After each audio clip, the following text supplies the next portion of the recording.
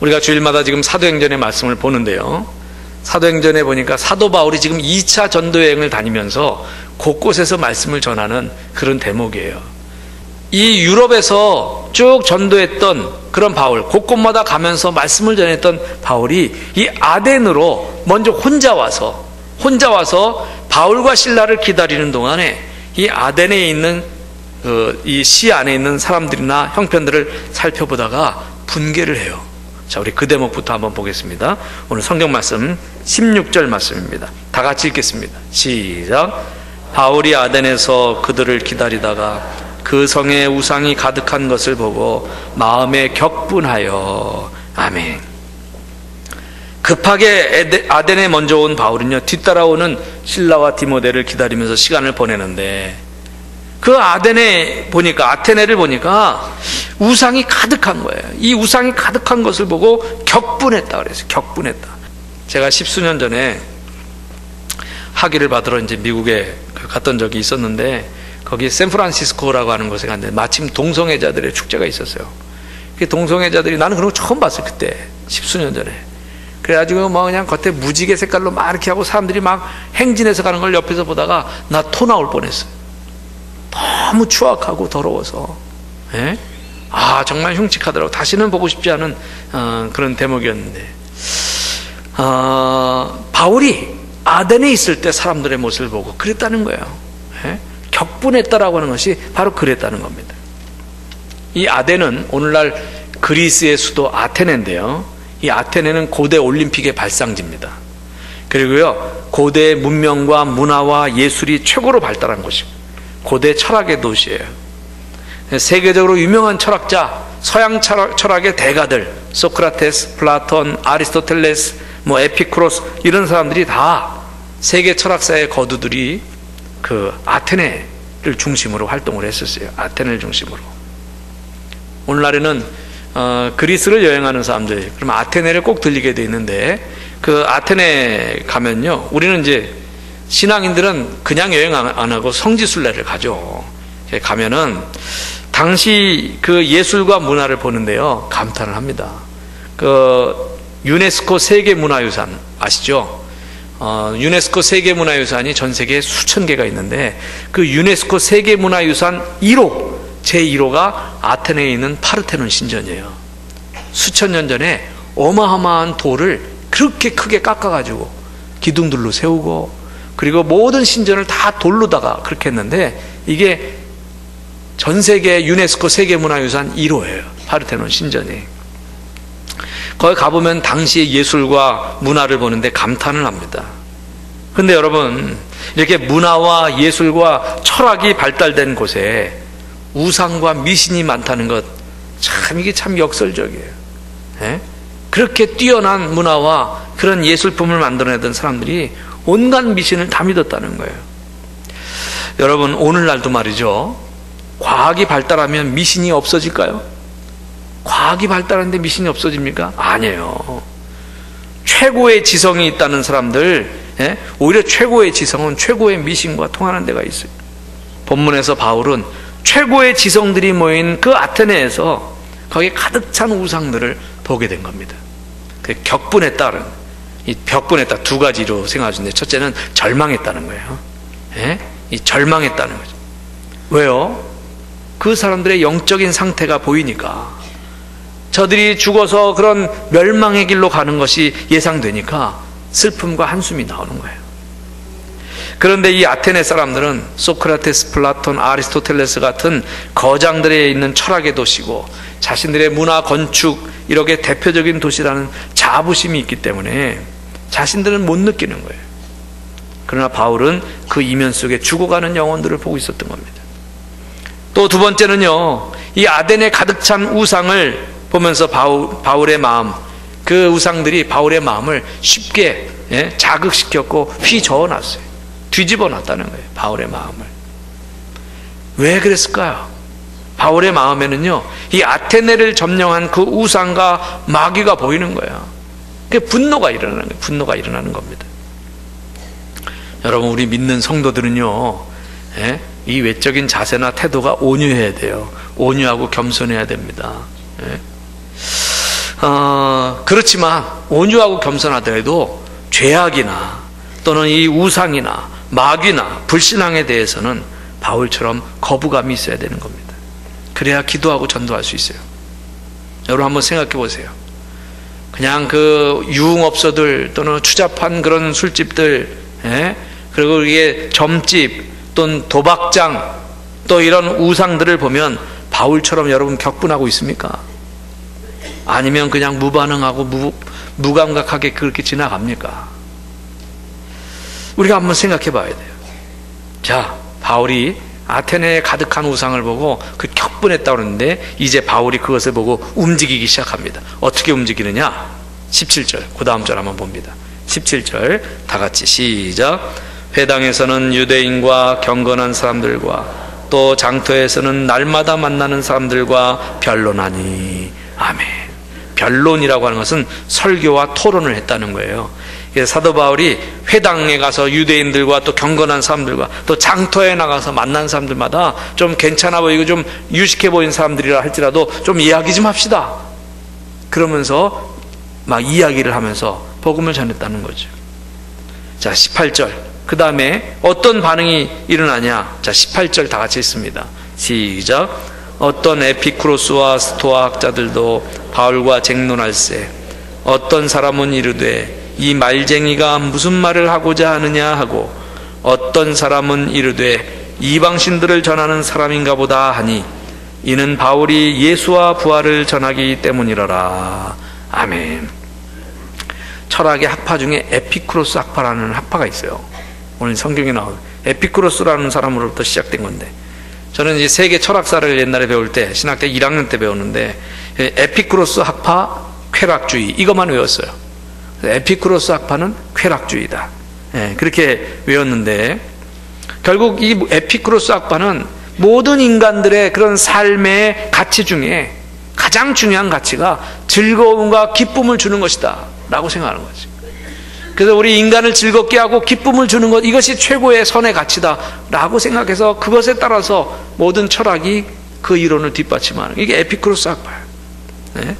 스토아 학파는요, 그 소크라테스의 제자인 플라톤과 그 플라톤의 제자인 아리스토텔레스, 이런 사람들의 전통을 이어받은 그런 철학입니다.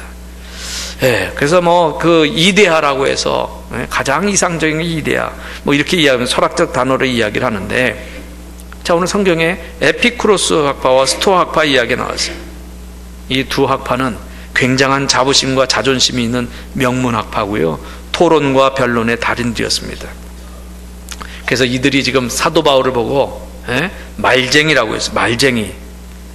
여러분 왜 그래 이렇게 표현했냐면요, 아마 이야기하면서 그랬을 거 아니에요. 바울 보고 당신은 어디 사람이요? 난 저 소아시아의 다소 사람이요, 이렇게 얘기를 했겠죠. 그러면 아테네 사람들은 지금 대도시의 최고 문명과 철학의 도시에 살아가고 있는데, 바울에게 딱 그 소리를 듣고 속으로 뭐라고 생각했을까요? 아유, 촌놈 아니야 이거? 아유, 이런 촌놈이 여기까지 와가지고 지금 무슨 소리 하는 거야? 그래서 말쟁이라고 하는, 촌놈인데 말은 잘하네, 이렇게 비하하는 그런 내용이 이 단어 속에 들어있는 거예요. 그래서 아테네 사람들이 말쟁이라고 어떤 사람들이 얘기했다는 거죠. 또 어떤 사람은 예수의 죽음과 부활을 전하니까, 또 어떤 사람은 이방신을 전하는 사람이구나, 이방신을 전하는 사람이구나, 이렇게 생각했다는 거예요. 근데 이제 바울이 나름대로는 그럴듯하게 말도 잘하고 그러니까 이 사람들이 사도 바울을 붙잡고서 아레오바고라는 곳으로 데려가면서 말합니다. 19절에 그런 말이 있어요. 네가 말하는 이 새로운 가르침이 무엇인지 우리가 알 수 있겠느냐? 네가 말하는 이 새로운 가르침을 좀 말해줘라, 본격적으로. 그래, 아레오바고라는 데로 데려가는 겁니다. 그들이 그렇게 하는 것, 21절 말씀 한번 보겠습니다. 21절 다 같이 21절 시작. 모든 아덴 사람과 거기서 나그네 된 외국인들이 가장 새로운 것을 말하고 듣는 것 위에는 달리 시간을 쓰지 않음이더라. 아멘. 이 아테네 사람들은 새로운 것에 대해서, 새로운 철학에 대해서, 새로운 사상에 대해서 말하고 듣는 것을 좋아해서 그런 일에 시간을 많이 쓴다는 거예요. 아테네 사람들은 새로운 철학과 사상을 이야기하고 듣는 것에 시간을 많이 투자한다는 거예요. 자, 그러면 아레오바고라는 게 무엇일까요? 아레오바고. 이 아테네 도시 중심에 아크로폴리스라고 하는 커다란 바위 언덕이 있어요. 그 바위 언덕, 그 커다란 바위산인데 그 바위산을 아크로폴리스라고 하고 거기에 원형극장도 있고요. 그 바위산 최정상에 파르테논 신전이 웅장하게 있어요. 근데 그 아크로폴리스 바위산 초입에 아레오바고라고 하는, 아레오파코스라고 이렇게 하는데, 아레오바고라고 하는 조금 작은 바위 언덕이 있어요. 아주 넓게 평평한 바위들이 이렇게 돼 있어요. 거기 한 그래도 몇백 명 정도는 이게 다 있을 수 있을 정도로 언덕이 평평해요. 그 아레오바고 언덕에 바울을 데리고 간 것은 그 옛날부터 아테네에는 새로운 학설이나 사상을 누군가 발표할 때에 그곳에서 했다는 거예요. 아레오바고 그 바위 언덕 위에서. 그래서 그것을 듣기 위해서 곳곳에 철학자들이나 선생들이 오고, 시민들이 와서 그 얘기를 듣고 그 새로운 철학이나 학설이나 이것을 귀담아 듣고 거기에 대해서 받아들일 건지 아닌지를 이렇게 한다는 거죠. 그래서 그 아테네 사람들이 바울을 그 아레오바고 언덕으로 데려가서 거기서 바울의 연설이 시작되는 겁니다. 자, 22절 바울의 연설이 시작됩니다. 22절 말씀 다 같이 보십시다. 시작. 바울이 아레오바고 가운데 서서 말하되 아덴 사람들아 너희를 보니 범사에 종교심이 많도다. 아멘. 좋게 표현해서 바울이 종교심이 많다 이렇게 표현했어요. 이 아덴 사람들아 내가 보니 너희들은 종교심이 많더라. 아덴 사람들은 종교심이 많았다는 거예요. 그렇지만 그들은 그 종교심을 우상 숭배로 표현한 거죠. 곳곳에 전부 다 우상을 만들었어요. 커다란 바위가 하나 있으면 여기도 신이 있어. 여기도 섬겨야 돼. 절하고. 큰 나무가 하나 있으면 여기도 신이 있어. 그렇게 절하고. 모든 것에 다 신이 있다고 그러고요. 오늘날 파르테논 신전을 가보면요, 그리스 로마 신화에 나오는 온갖 신들이 다 형상화되어 있어요. 거기 형상화돼. 아폴로 신, 아프로디테 신, 제우스 신, 다 이렇게 있어요. 당시 아덴 사람들은 그 많은 신들을 조각품으로 만들어서 섬기면서 혹시 자기들이 빠뜨린 신이 있지 않을까, 그 자기들이 빠뜨려서 섬기지 못하는 신이 분노하지는 않을까 해서 알지 못하는 신에게라고 이름 붙인 그런 제단도 만들어서 예배했다는 거죠. 여러분, 당시에 그 사람들이 그렇게 많은 우상을 세웠다는 것이 무엇을 말하나요? 무엇이 진짜인지 알지 못했다는 거예요. 그래서 그냥 생각나는 대로 다 만들어 놓은 거예요. 근데 우리들은 어떻게 합니까? 바울은 어떻게 했어요? 오직 예수를 믿음으로 구원을 받아서 하나님 한 분만을 섬기는 거예요. 하나님 한 분만을. 그래서 오늘 말씀을 보면서 우리가 기억해야 될 말이 있습니다. 이 아덴에서의 바울의 전도하는 걸 통해서 여러분, 하나님을 아는 것이 복입니다. 하나님을 아는 것이 복이에요. 자, 23절 말씀, 그 다음 23절 말씀 보십시다. 다 같이 읽겠습니다. 시작. 내가 두루다니며 너희가 위하는 것들을 보다가 알지 못하는 신에게라고 새긴 단도 보았으니 그런즉 너희가 알지 못하고 위하는 그것을 내가 너희에게 알게 하리라. 아멘. 너희가 신에 대해서 잘 알지 못하는 것 같은데, 그래서 알지 못하는 신이라고 하는 이름도 있던데, 내가 너희들이 알지 못하는 신에 대해서 내가 분명하게 너희에게 알게 하겠다. 이러면서 바울이 연설 시작하는 거죠. 설교를 시작하는 거죠. 그리고 이제 그 밑에 24절부터 31절까지 바울의 설교의 내용은 그겁니다. 신관 또는 신론, 신에 대해서, 하나님에 대해서 이야기를 하는 거죠. 먼저 하나님은 우주 만물을 지으신 창조주시라는 것을 말했어요. 하나님은 어떤 분이신가? 이 역사와 우주와 이 지구와 인간을 창조하신 창조주시라는 거예요. 이것이 신앙 고백의 출발점인 거예요. 그리고 다음으로 바울이 말한 것은 그 하나님은 우주와 역사와 인생을 만드셨을 뿐만 아니라 그 모든 것을 주관하시고 섭리하시고 통치하시는 분이시다는 거예요. 그리고 그런 하나님이시기에 하나님은 인간의 손으로 만든, 인간으로 손으로 지은 곳에 거기만 계시지 않는다는 거예요. 인간의 손으로 어떤 상을 만들어 놓고 형상을 만들어 놓고 요게 신이다, 이 우주를 만드시고 통치하신 하나님은 거기에 계신 분이 아니시다는 거예요. 그래서 바울이 말하는 거죠. 하나님이 무엇이 부족해가지고 사람이 손으로 만든 그곳에서 거기서 계시면서 섬김을 받는 분이시겠냐고 바울이 그렇게 말합니다. 그리고 마지막으로 바울은 하나님에 대해서 클라이맥스가 되는 것, 하나님에 대한 설명 중에 가장 높은 사실을 말하죠.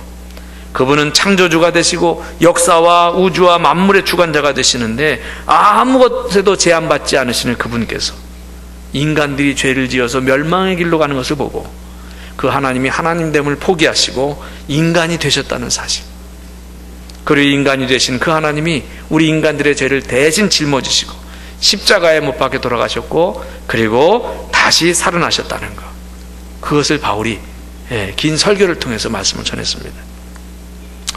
바울이 이런 설교를 했을 때 그 설교를 들은 사람 중에 반응이 나타났어요. 그 반응이 32절 이하에 나온 거죠.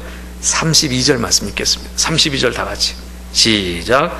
그들이 죽은 자의 부활을 듣고 어떤 사람은 조롱도 하고 어떤 사람은 이 일에 대하여 내 말을 다시 듣겠다 하니. 아멘. 바울의 설교를 듣고 조롱하는 사람도 있었고 이 말을 더 듣고 싶다는 사람까지 생겼습니다. 그리고는 소수의 사람들이 믿기 시작했어요. 마지막 34절 같이 볼까요? 자, 34절 다 같이 시작. 몇 사람이 그를 가까이 하여 믿으니 그 중에는 아레오바고 관리 디오누시오와 다말이라 하는 여자와 또 다른 사람들도 있었더라. 아멘. 바울이 아덴에서 설교한 그 결과는요, 죽은 자의 부활에 대해서 그들이 들었을 때 몇 사람만 믿게 되었다는 거예요. 어떤 사람은 바울을 조롱도 하고 그랬는데 몇 사람만 믿게 됐다는 거죠. 아덴 사람들은요 여전히 하나님을 알지 못했다는 거예요. 그래서 아덴에서는 교회가 세워지지 않았습니다. 빌립보, 데살로니가, 베레아, 고린도 다 교회가 세워졌거든요. 아덴에서는 교회가 세워지지 않았어요. 왜 그럴까요? 왜 이런 결과가 나왔습니까? 골로새서 2장 8절에 나와 있는 것처럼 세상의 초등학문인 그 철학으로는 하나님을 전혀 알 수 없었기 때문에 그래요. 철학으로 하나님을 알 수 없어요. 여러분, 이러한 상황이 2000년 전 그 아테네의 상황으로 끝난 것이 아닙니다. 지금도 반복해서 일어나고 있는 거예요. 지금도 인간의 이성과 합리주의가 강조되는 곳에서는요 하나님을 부정하는 일이 많이 생깁니다. 18세기에 서양의 철학이 융성해지며 문해부흥 시대가 오면서 인간 이성을 위주로 한 그런 이성주의, 합리주의가 발달했어요. 그때 무신론 철학이 나왔어요. 그리고 하나님께 대해서 부정하는 그런 사상들이 굉장히 많이 나왔습니다. 신죽음의 신학이라든지 그런 것들이죠. 그래서 인간의 이성과 합리주의를 강조하다 보면 하나님의 존재에 대해서 멀어지게 돼요. 여러분, 자녀들 키울 때 중학생, 고등학생 때 좋은 대학 가야 된다고 공부 학교나 학원에서 공부하는 것을 제일 위주로 하고 거기에 생명을 걸게 하면 그 결과 아이들이 하나님을 떠납니다. 하나님을 잊어버려요. 또 직장에 다니는 사람들이 직장에서 성공하기 위해서 너무 분주하고 또 거기에 전심전력을 하면서 그러다가 교회를 등한시하게 되면 영적인 세계에 깊이 들어가지 못해요. 그런 체험의 세계에 들어가지 못합니다. 이같이 세상의 가치관만 추구하면서 살면 천국에 대한 확신이 없어집니다. 그랬을 때 세상에서 살면서 진짜 어려움을 만나고 진짜 고독하고 외로울 때를 만났을 때 방황할 수밖에 없어요. 그게 세상적인 겁니다. 그래서 세상의 가치관만 추구하면서 살면 그런 영적인 세계에 대한 그 천국에 대한 확신이 없어지고요, 젊은이들이 신앙이 없어지고 교회를 떠나게 되는 겁니다. 왜 그래요? 아덴이 그런 곳이에요. 철학과 이성과 합리주의를 따라가다 보니까 사람들을 잊어버리고 사람들이 하나님을 잊어버리고 진정으로 하나님을 믿지는 않는 겁니다. 그래서 구약의 선지자 중에 호세아는요, 호세아 8장 14절에서 그렇게 하나님의 뜻을 외치죠. 자, 호세아 8장 14절 다 같이 읽어볼까요? 시작. 이스라엘은 자기를 지으신 이를 잊어버리고 왕궁들을 세웠으며 유다는 견고한 성읍을 많이 쌓았으나 내가 그 성읍들에 불을 보내어 그 성들을 삼키게 하리라. 아멘. 외적인 성읍을 세우고 성들을 세우고 그러면서 철저히 이렇게 했는데 하나님과 멀어지는 것을 말하는 거죠. 문명이 발달하면서 오히려 하나님과 멀어지는 거죠. 여러분, 하나님을 잊으면 세상의 부귀영화도 물거품처럼 헛되게 되는 겁니다. 하나님을 알지 못하는 것은 마치 배가 모든 동력을 다 잃고 조난하게 된 이 조난선과 같아요. 바다를 항해하는데 이 배에 동력이 있어서 프로펠러를 돌리고 스크루를 돌려서 배가 전진해 나가죠. 방향키를 잡아서 거길 따라갑니다. 근데 이 동력이 고장났어요. 멈춰섰어요. 연락도 끊겼어요. 통신수단도 끊겼어요. 그러면 원하는 곳으로 가는 것이 아니라 물결 따라서 그 흐름에 따라서 둥둥둥둥 떠다니게 됩니다. 그러다 양식 떨어지고 배가 파손하면, 그렇게 깨지면 죽을 수밖에 없는 거예요. 똑같이 인생이라고 하는 바다를 사는데 하나님을 알지 못하면 조난선과 같아요. 그냥 세상의 흐름에 따라 둥둥둥둥 떠다니다가 파손당하면 깨져서 죽는 거예요.